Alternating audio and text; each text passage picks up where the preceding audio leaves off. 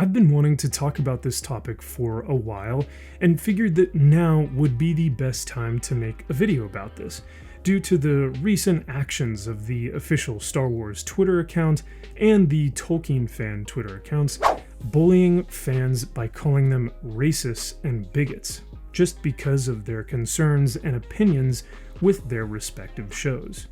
Now, this isn't something new at all, really, and has actually been a topic of conversation for at least the past 5 years, and really began with the Star Wars sequel series in 2017 when The Last Jedi was released. But before we go any further, and before you write off any of my talking points and this video altogether, all I ask is that you allow me the chance to present this argument without completely dismissing it as either hateful or toxic. Watch the video through its entirety and then we can have a discussion. So let's get right into it. As of late, I've been wrestling with this term toxic fandom and why it keeps being brought up in multiple facets of entertainment. There are a litany of different factors that play into the division we are consistently seeing, but there are two main culprits that I want to address here. The first being fans against fans, and the other being corporations against fans.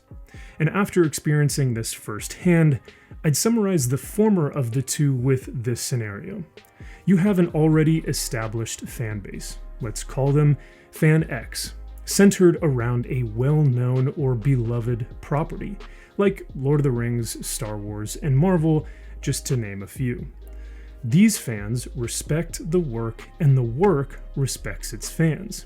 Everything seems to be going well, until someone, let's call them Fan Z, enters that space and starts screaming about how problematic it is, demanding that it be changed, altered, or updated due to their own ideology. Fan X, being the initial fans of this beloved property, of course reject this notion by saying that this has always been an inclusive and welcoming place that doesn't need to be updated or fixed to fit Fan Z's modern beliefs and selfish demands.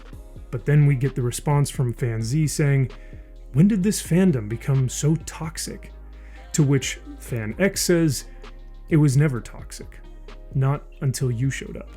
The other example is what I call the drink scenario, where instead of fans interacting with each other, it's the corporations disingenuously interacting with fans, patronizing, vilifying, and weaponizing its fandom.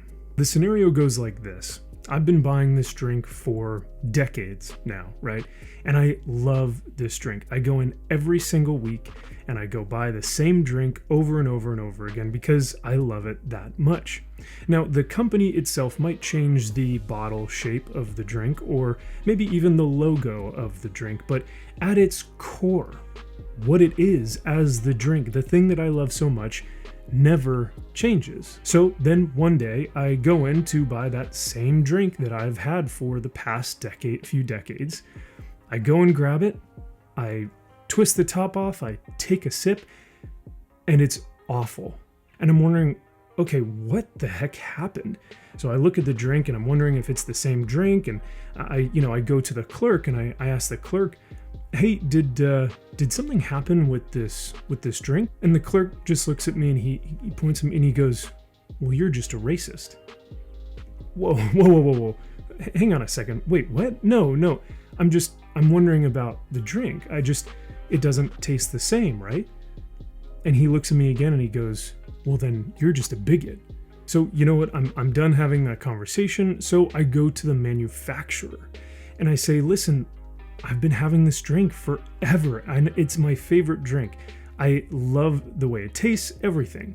But for some reason, I just picked it up and it tastes different. Something isn't the same, and I wanted to know what was going on. Did you guys change ingredients, or is there something wrong at the warehouse?" And even the manufacturer looks at me and goes, "Racist. You must just be a bigot, huh?" And I'm going, whoa, hang on a second. I mentioned nothing of that sort, so why are you disingenuously calling me these names when all I have is questions about the actual drink itself, the product that you guys have supplied its customers for decades now. Why has it changed? Why does it taste different? What these scenarios showcase is the divide that it causes instantly between either the two different types of fans or the major corporations and its customers, and why each side considers the other toxic.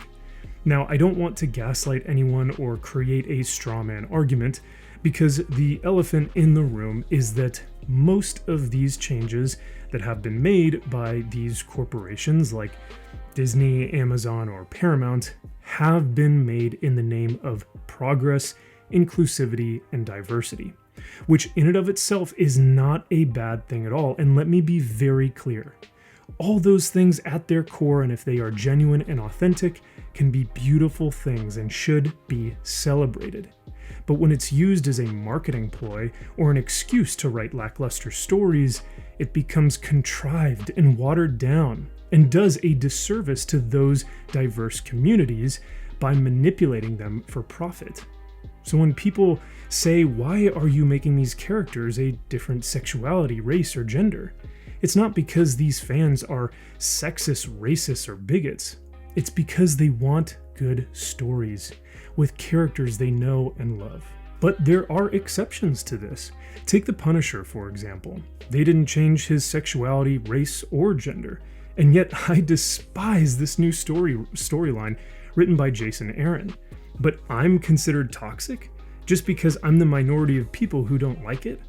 At what point is criticism over a show or a movie or a comic book going to be seen as true criticism and not violence, hate, and oppression?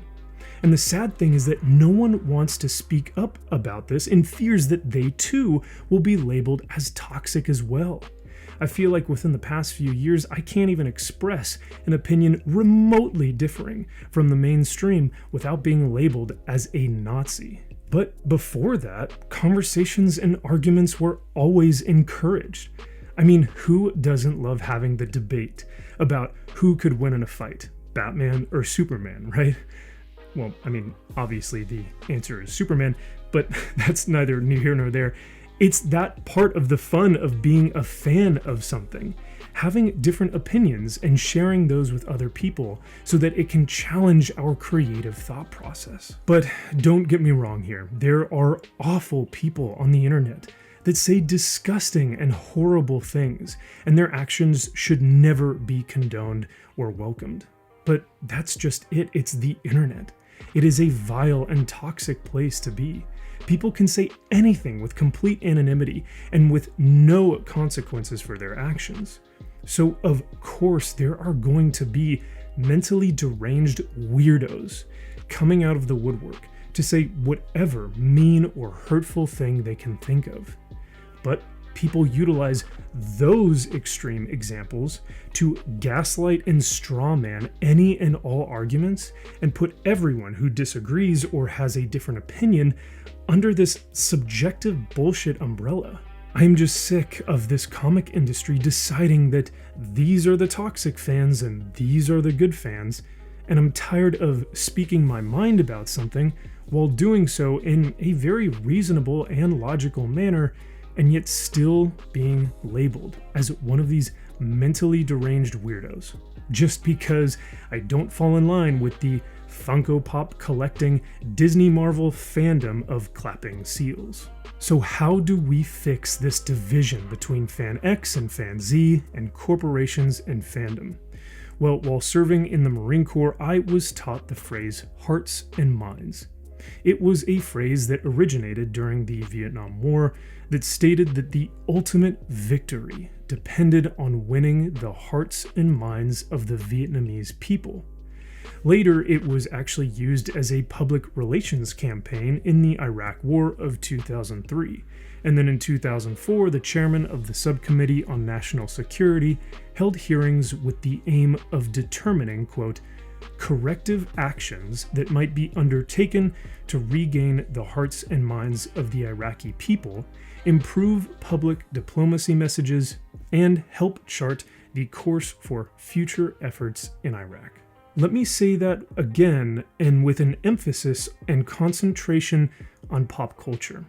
Corrective actions that might be undertaken to regain the hearts and minds of the fans, improve public diplomacy messages within fandom, and help chart the course for future efforts in comic books, movies, TV shows, and video games. Now, call me old-fashioned, but I guarantee that if disingenuous corporations and fans utilize this message to regain confidence and goodwill within fandom by being transparent and genuinely authentic, we would not be as divided as we are now. And here's the best part about all of this. Everyone who has been deemed toxic on Twitter, YouTube, and the mainstream media actually really does love these properties. They are legitimate fans. They are the paying customer. Look at my room, for example. Do you really think that I would spend thousands, maybe even tens of thousands of dollars on this collection just for clout? No, it's because I love this hobby. I love this lifestyle, and I don't want to see it become a tarnished memory. So when people say things like, if you don't like it, don't watch it, or why do you care so much? Those are disingenuous statements to make you, the fan, feel bad about liking what you like, collecting what you enjoy, and having an opinion that may differ from the norm. So if you are in this category of being called toxic for your beliefs or your opinions about a show, a movie, or a comic book, know that you are not the minority. You are not crazy, and you are not toxic. There are many other people that feel the same way as you, so know that you have a voice as well, and that you are not alone.